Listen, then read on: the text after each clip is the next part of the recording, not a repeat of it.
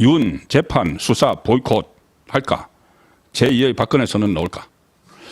워낙 이 동시다발적으로 모든 많은 일들이 너무 쏟아지고 있어서 어떻게 보면 개인으로서 참 감당하기 어려운 그런 그 지경으로까지 가고 있습니다. 일단 세 개의 특검을 이재명 정권에서 동시에 출발을 시켰죠. 그러면 세 개의 특검이 서로 자기들끼리 경쟁을 합니다. 경쟁을 해서 우선 윤석열 전 대통령 신병을 가장 먼저 확보하는데 나름대로 자기들끼리 성공한 건 내란 특검이죠. 그런데 김건희 특검 또 해병대 특검도 계속 그 압박을 하고 압수수색도 들어오고 하는 상황이죠. 그 상황을 먼저 전해드리면은 윤석열 전 대통령이 어제 새벽에 구속이 다시 됐습니다. 다시 서울구치소에 재수감이 됐는데 어제 오전에 공교롭게도 어제 오전에 그 한 새벽 2시에 이 재수감이 됐는데 8시간 후에 오전 10시에 어제 형사재판이 있었죠. 내란 혐의. 이 새로 구속된 것은 뭐 증거인멸 뭐 그 이런 것이고 직권남용 이런 것이고 원래 본류 사건인 내란 혐의 재판이 어제 그 지기현 부장판사가 하고 있는 거 이게 8시간 후에 재판이 예정돼 있었는데 거기에 이 윤석열 전 대통령이 구치소에 있으면서 불출석 사유서를 냈습니다. 건강상의 문제, 건강이 좋지 않다 이렇게 불출석 사유서를 내서 불출석하지 않았는데 이 다시 재구속을 시킨 조은석 특검에서 조은석 소위 내란 특검에서 이제 구속된 그 피의자를 다시 이제 그 불러서 서초동으로 다시 불러서 지금 그 서울 고검에 특검 사무실이 있죠. 그걸로 다시 불러서 조사를 하겠다고 어제 새벽에 구속됐는데 오늘 2시까지 출석을 하라 이렇게 또 통보를 했습니다. 어제 새벽에 구속되고 어제 낮에 오전 재판이 있었는데 가지 못했고 건강상의 이유로 또 그런데 오늘 또 2시에 또 출석을 하라 이렇게 또 통보를 했습니다. 오후 2시에. 근데 여기에 대해서도 역시 윤석열 전 대통령이 구치소를 통해서 불출석 사유서를 냈는데 불출석 사유서의 불출석 이유가 역시 건강상의 문제였습니다. 자, 건강상의 문제인데 이 건강이 지금 좋지 않다. 그래서 그 출석하기 어렵다. 특검은 출석하기 어렵다. 이렇게 하니까 특검이 서울구치소에게 자료를 요청을 했습니다. 진짜 건강이 좋지 않느냐. 윤석열 전 대통령 건강이 좋지 않느냐. 입소할 때 이제 건강검진을 하죠. 건강검진이나 수용자 관리 과정에서 건강 문제가 있었느냐. 자료를 보내라. 그래서 구치소가 지금 자료를 보냈다고 합니다. 그런데 특검이 조금 전에 또 브리핑을 했는데 조금 전에 지금 막 했습니다. 브리핑을 했는데 이렇게 이제 건강상의 이유로 오늘 못 나간다고 했는데 주말 거쳐서 14일 날 월요일에 출석을 하라고 다시 통보를 했습니다. 월요일 오후 2시에 출석을 하라. 고 하면서 브리핑을 또 여기 계속 브리핑해서 이런저런 하죠. 박지영 특검보가 윤석열 전 대통령 변호인을 통해서 14일 오후 2시 출석을 요청했다. 그렇게 이야기를 하면서 뭐라고 하냐면은 교정당국으로부터 오늘 오지 않았는데 윤석열 전 대통령이 교정당국으로부터 출정 조사에 응하지 못할 정도의 건강상 문제는 없다는 취지의 회신을 받았다. 건강 괜찮다. 와서 조사받아도 된다. 뭐를 근거로 했는지 모르겠지만 어쨌든 서울구치소에서 그렇게 답신을 받았다는 겁니다. 그래서 다시 날짜를 정했습니다.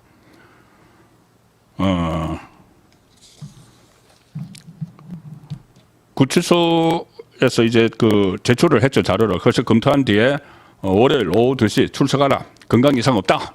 이렇게 뭐 판단을 해서 윤석열 전 대통령이 오라는 거죠. 그리고 만약에 추가 출석 통보를 했는데 이번에 오지 않으면은 그 다음 단계를 조치를 하겠다. 그 다음 단계를 조치를 하겠다. 구금을 하겠다는 이야기죠. 강제로 끌어오겠다는 이야기죠.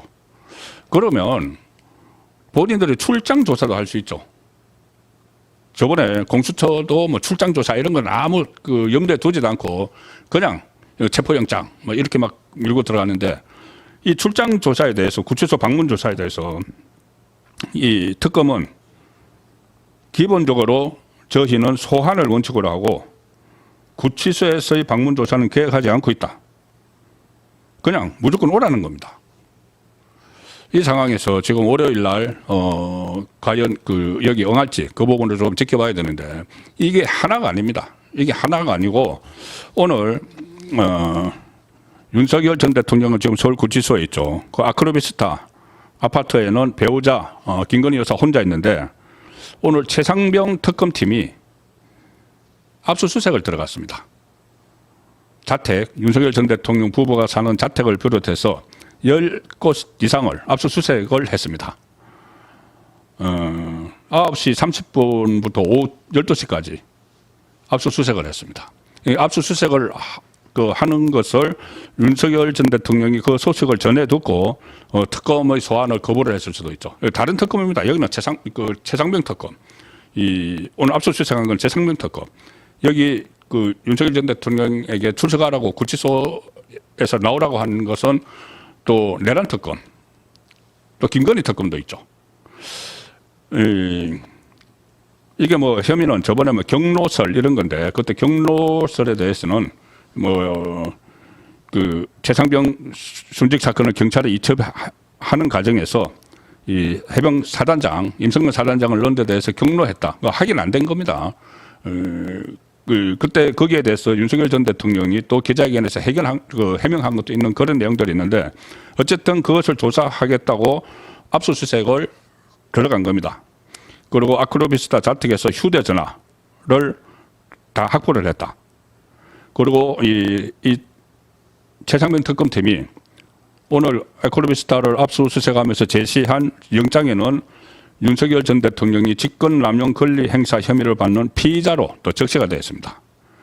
그때 이종석 국방부 장관을 비롯한 이 군 수뇌부들이 박종훈 해병대 수사단장에게 최상병 사망 사건 경찰 이첩을 보류하라고 지시를 했는데 그 배경에 윤석열 전 대통령의 지시가 있었던 것 아니냐 이런 혐의를 가지고 지금 압수수색을 또 한 거죠.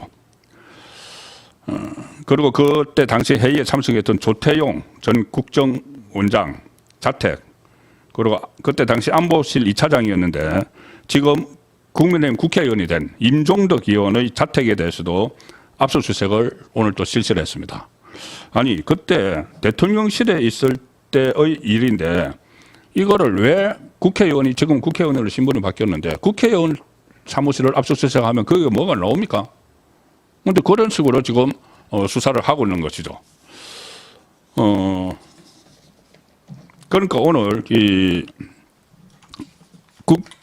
국민의힘 의원들이 오늘 서울중앙지법을 항의 방문을 했습니다. 이 압수수색 영장이 나온 데 대해서 임종덕 의원의 압수수색 영장이 나온 것에 대해서 지금 국민의힘 소속 의원들에 대한 압수수색 영장이 계속 나오고 있는데 이 서울중앙지법이 이재명 정권의 정치 보복을 위한 영장 발급기로 전락을 했다. 영장 그냥 신청만 하면 해준다. 송원석 비대위원장 겸 원내대표가 오늘 서울중앙지법 앞에서 규탄대회를 열었는데 의원들하고 같이 정권의 눈치를 보면서 영장 심사도 제대로 못하고 무기력하게 영장을 내주는 중앙지법을 강력 규탄한다. 어제 제가 김건희 여사와 관련한 영장 2개는 압수수색 영장 2개는 기각이 됐다고 했죠. 근데 그것도 조금 이렇게 다시 고쳐서 하면 또 영장을 내주고 있는 그런 상황입니다. 중앙지법은 2023년 11월에 이재명의 위정교사죄 1심 재판이 어이없는 이유로 무죄 판결에 놓은 것이기도 하고 어쨌든 이 서울중앙지법이 지금 앞장서서 마치 이 정치보복을 하기 위한 이재명 정권에서 시도를 하는 데 대해서 영장만 신청을 하면 다 발급을 해준다. 그리고 오늘은 현역 국회의원회가 압수수색했는데 국회의원 때 어떤 혐의가 있는 게 아니고 대통령실 국가안보실 2차장일 때인데 그러면 국가안보실을 압수수색을 해야지 그 자료가 남아있든지 하겠죠.